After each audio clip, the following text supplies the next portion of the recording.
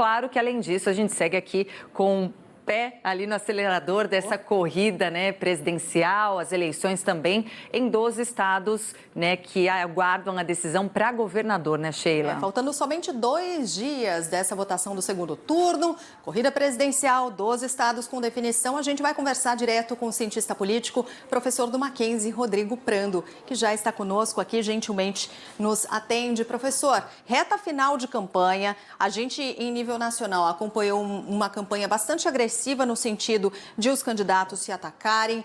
Pouco se falou sobre projeto de país, né? Sobre propostas. Algumas possibilidades a gente conseguiu tatear, mas foi muito agressiva. O que dá para a gente esperar nesses últimos dias de campanha, com os candidatos muito concentrados ainda nos efeitos da região sudeste do país, principalmente, não é, professor? Bom dia. Bom dia, Sheila. Bom dia, Patrícia. Aliás, as duas elegantíssimas de rosa simbolizando a importância desse momento para as mulheres. Parabéns aí pelo simbolismo da roupa. Bom, de fato, nós temos uma campanha num segundo turno muito agressiva. Eu estou até aqui escrevendo um artigo para daqui a pouquinho liberar para a assessoria de imprensa falando sobre isso que você acabou de me perguntar. O que nós temos?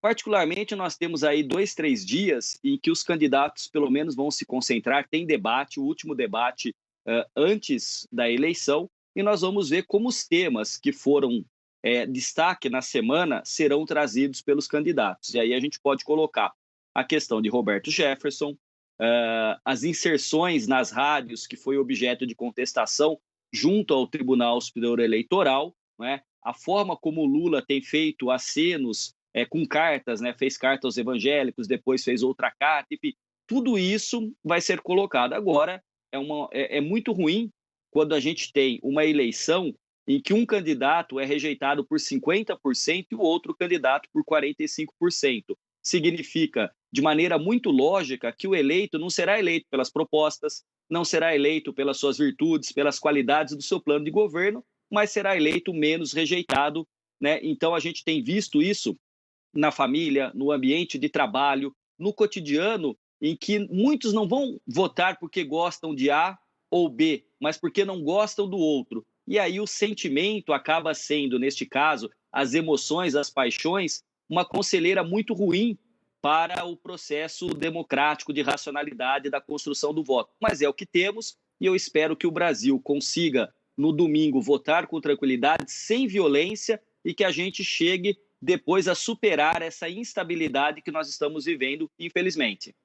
Rodrigo, queria falar com você sobre o desafio de, independentemente do resultado, né, o desafio do próximo presidente, que será, assim como aconteceu em momentos anteriores, governar praticamente para uma outra metade contrária a ele, mas contrária de forma ideologicamente uma tensão muito grande, né, em torno, né, uma questão de violência muito forte, de ideologia, de valores que estão se opondo muito, né, esse desafio que a gente tem nessas eleições. Perfeita a sua pergunta também. Vamos pensar o seguinte, para que serve a política? A política, ela existe, ela é constituída para que a gente possa viver coletivamente, para que a gente possa viver em sociedade, inclusive levando-se em considerações que pessoas têm valores ou ideologias diferentes.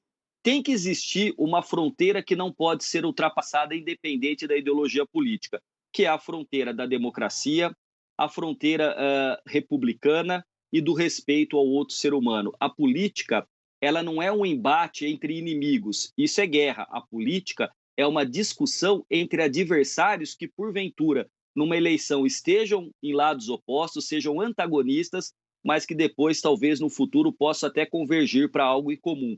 Então, o candidato que sair vitorioso, independente de que for, terá um papel civilizacional, um papel ético de fazer um chamamento à sociedade brasileira, de dizer o seguinte: acabaram as eleições e agora nós temos que olhar para o país e para o futuro. Nós tivemos o rompimento dentro das famílias, nós tivemos tensões e agressividade no ambiente de trabalho, no ambiente escolar, nas ruas a gente tem visto isso e não raro, infelizmente, resvalando para a violência, até mesmo com vidas que foram perdidas. Então, em grande medida, caberá ao líder do país, o presidente reeleito ou o presidente eleito, a depender da escolha do eleitor, de fazer um chamamento à nação e às forças políticas a fim de dizer o seguinte: agora nós precisamos olhar o Brasil, olhar essa sociedade que certamente sairá fraturada, cindida por conta desta polarização que nos levou, às vezes, aos extremos,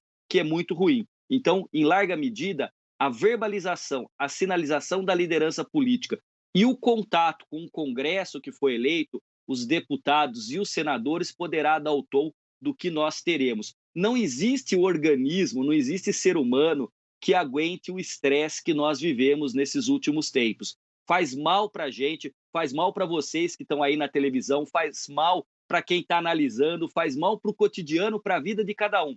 E uma sociedade pode ser lida como um grande organismo. E se o organismo fica doente, as consequências podem ser muito ruins. Perfeito. Professor, vamos falar um pouquinho sobre alguns cenários estaduais, porque a gente falou aqui sobre a polarização e essa polarização é espelhada em alguns estados, ela também se reflete nos estados de maneira direta ou indireta. O estado de São Paulo é um desses exemplos, não é, em que a polarização fica muito evidente, os padrinhos políticos são mencionados o tempo todo, mas a gente tem outros cenários importantes, porque nessa eleição a gente também viu um esvaziamento do centro, mas é importante a gente observar ainda o cenário no Rio Grande do Sul, em Pernambuco também importante. Gostaria de ouvi-lo sobre esses cenários, já que a gente tem disputa em 12 estados de segundo turno. Não, perfeito. Vamos lá. De fato, a gente tem aí representantes aos governos estaduais, como você bem citou, por exemplo, São Paulo e o Rio Grande do Sul, muito característico, de maneira muito clara, a polarização do nível nacional entre as figuras que se remetem constantemente a Lula ou a Bolsonaro. Então, isso fica evidente. E aí, claro, todo mundo se pergunta assim, como que pode o presidente ter uma votação e o outro candidato a governador de uma ideologia diferente ter votação também distinta e nem sempre igual? O que eu quero dizer? Que nem sempre quem vota em Lula vai votar em Haddad de São Paulo, ou quem vota em Eduardo Leite vai votar, pode votar até mesmo em Bolsonaro no Rio Grande do Sul.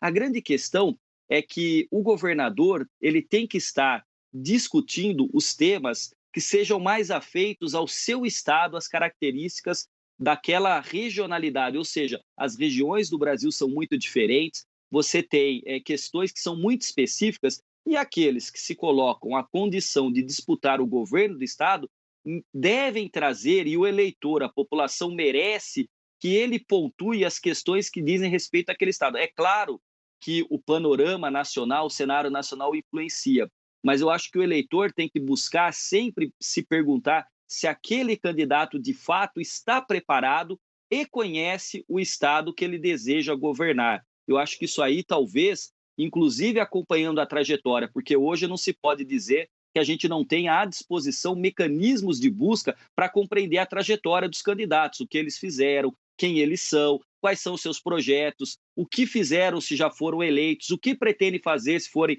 eleitos ou reeleitos, a fim de que possa tentar olhar os cenários regionais. Agora, veja, não tem como, numa eleição polarizada, e nós teremos, vocês que estarão aí cobrindo as eleições, eu provavelmente estarei aí um período com vocês, mas não tem condições nenhuma da gente acreditar que até o último minuto todos estarão, as duas campanhas estão tensas e essa tensão se reflete em cada um dos estados, em maior ou menor grau. E aí, claro, que cada um vai querer destacar, ou seja, cada governador, candidato a governador, vai querer destacar os pontos positivos do seu candidato à presidência e enfatizar os negativos do adversário para tentar construir, na medida do possível, uma convergência de votos. Mas nem sempre isso é fácil e nem sempre é possível entrar nesta lógica de votar no mesmo partido, na mesma ideologia, para o Estado e para o governo federal. E é isso, é a beleza da democracia, né? Porque o soberano do voto é o eleitor. É ele que escolherá com os seus critérios,